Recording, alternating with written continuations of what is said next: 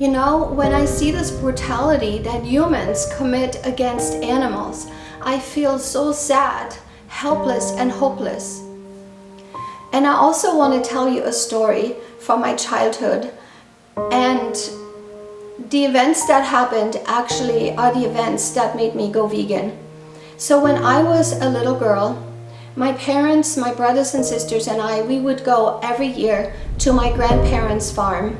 I'm from Germany, and my grandparents, they lived in the former East Germany. That's where my parents are originally from. And my grandparents had a big farm, and they had all kinds of farm animals. And they also had pigs and chickens and all kinds of, and they had cats and horses and cows. But anyway, there was this pig that I absolutely fell in love with. He was handsome and big, and I loved him so much. Every time when I came to his stall, he would just be, you know, pushing his nose up against me, and he would be greeting me with his little grunts. And I would tell him my problems and my little stories, and I would read books to him. And I just really loved that pig. He was just the cutest thing I've ever seen. And one day my grandfather put him in the middle of the yard, and I said, "Grandpa, what are you doing?" He said, "Well, we're gonna make sausage out of him today." And I started crying, and I started pulling on my grandfather's jacket, and I was like, "Oh, Grandpa, please, no, don't kill my friend, please." And he just kind of pushed me aside. He had a stun gun. He put it to the head of the pig, and I think he had to do it a few times. And then suddenly my friend, the pig, he fell to the ground, and he was lifeless. And my grandfather and a friend of his, they tied his hind legs, and they hung him upside down, and hung him with a rope and a hook on this beam. And then he sliced him open from top to bottom, and then I saw all the blood dripping out. And then I saw my grandfather making sausages and all kinds of different meat products out of my friend. And he had a big loft on the top of his farmhouse, and that's where he would put all the meat to dry, because I guess it needs some time to cure, whatever. And that's when I realized for the first time, that's where my salami and my bacon comes from. I had no idea. I was just a little girl. But that's when I realized where it actually came from. And from that moment on, I refused to eat salami on my bread. I would just put the butter on it. But again, the butter was also it was a dairy product, but at the time I didn't know that. I didn't know it came from cows. All I knew is it was a spread that you put on your bread. And so I did at least stop eating the meat, and I completely refused to eat any kind of meat.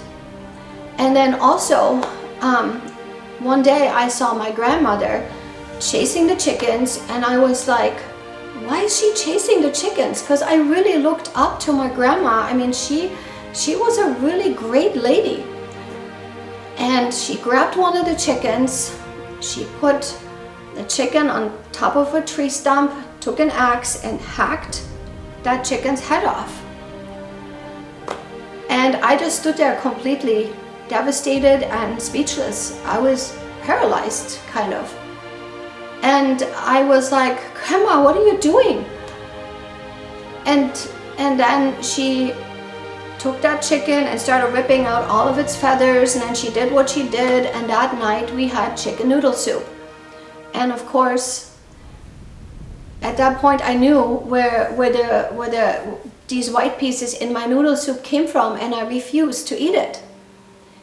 And from then on, I refused to eat anything that came from an animal. But then when we came back home, of course my parents were very worried about protein deficiency and any kind of vitamin and mineral deficiencies, and they were so afraid for me because I kind of stopped eating.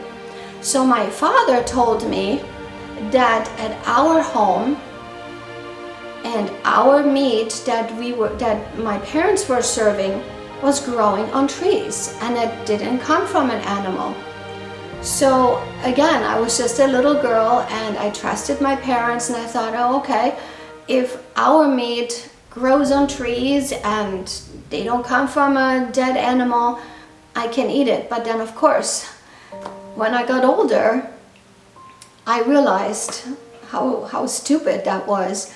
But I guess parents go through great lengths to make their kids eat something that's actually dangerous and bad for them. And that's also because the parents don't know any better. The parents are brainwashed. They think we have to have the meat in order to survive. But that's not really true. You don't have to have animal products. Even when you are a little child, like my children, they have been vegan since conception. And they have never had an animal product, and they're healthy and they're thriving. We're almost never sick.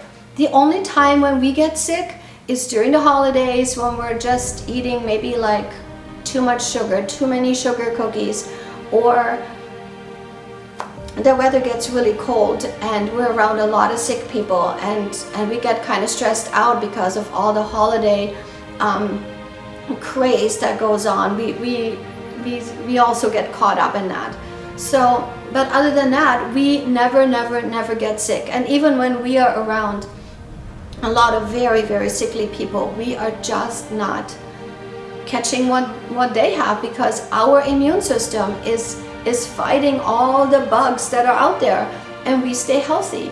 So just please leave a comment in the comments below, and just tell me maybe your story, how you came to be a vegan, or tell us maybe your fears around veganism so we can maybe discuss it with you, or tell us